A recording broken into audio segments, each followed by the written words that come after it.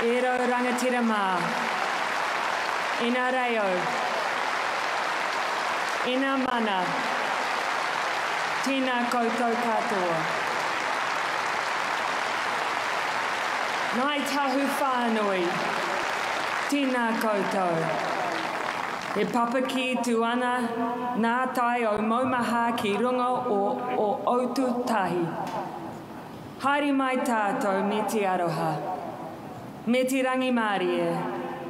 Ki te whānau nei. I ora mairere ai anō rātou. I ora mairere ai anō tātou katoa.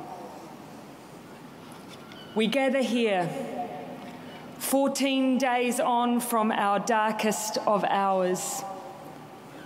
In the days that have followed the terrorist attack on the 15th of March, we have often found ourselves without words. What words adequately express the pain and suffering of 50 men, women and children lost, and so many injured? What words capture the anguish of our Muslim community being the target of hatred and violence? What words express the grief of a city that has already known so much pain? I thought there were none. And then I came here and was met with this simple greeting. As-salaam Alaikum. Peace be upon you. They were simple words, repeated by community leaders who witnessed the loss of their friends and loved ones. Simple words whispered by the injured from their hospital beds.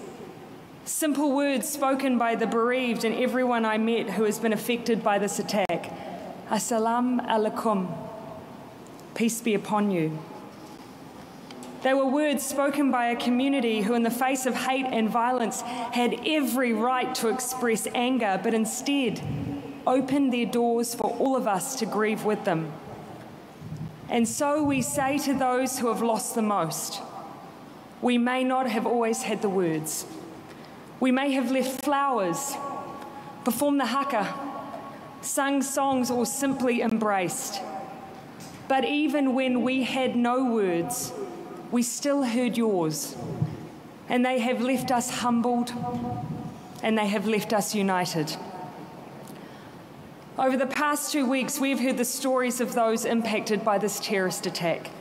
They were stories of bravery. They were stories of those who were born here, grew up here, or who had made New Zealand their home, who had sought refuge or sought a better life for themselves or their families. These stories, they now form part of our collective memories. They will remain with us forever. They are us. But with that memory comes a responsibility to be the place that we wish to be, a place that is diverse, that is welcoming, that is kind and compassionate. Those values represent the very best of us. But even the ugliest of viruses can exist in places they are not welcome. Racism exists, but it is not welcome here. An assault on the freedom of any one of us who practices their faith or religion is not welcome here. Violence and extremism in all its forms is not welcome here.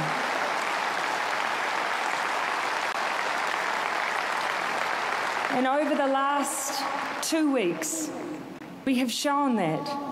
You have shown that in your actions. From the thousands at vigils to the 95-year-old man who took 4 buses to attend a rally because he couldn't sleep from the sadness of seeing the hurt and suffering of others.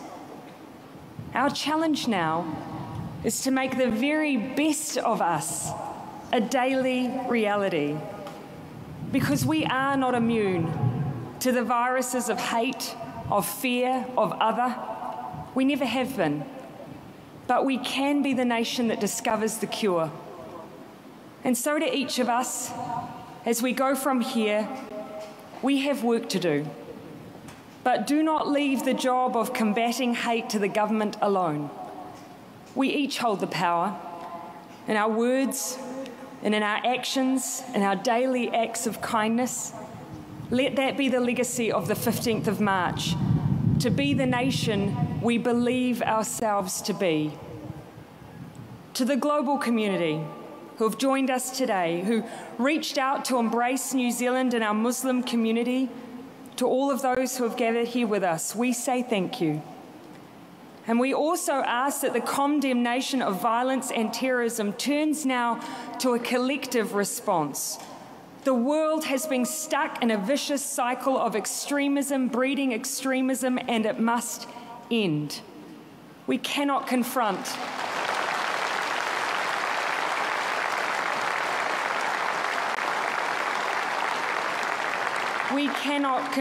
these issues alone. None of us can. But the answer to them lies in a simple concept that is not bound by domestic borders, that isn't based on ethnicity, power base, or even forms of governance. The answer lies in our humanity. But for now, we will remember those who have left this place. We will remember the first responders who gave so much of themselves to save others. We will remember the tears of our nation and the new resolve we have formed. And we remember that ours is a home that does not and cannot claim perfection, but we can strive to be true to the words embedded in our national anthem.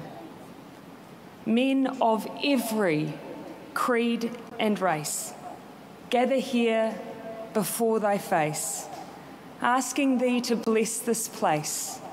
God, defend our free land from dissension, envy, hate, and corruption. Guard our state.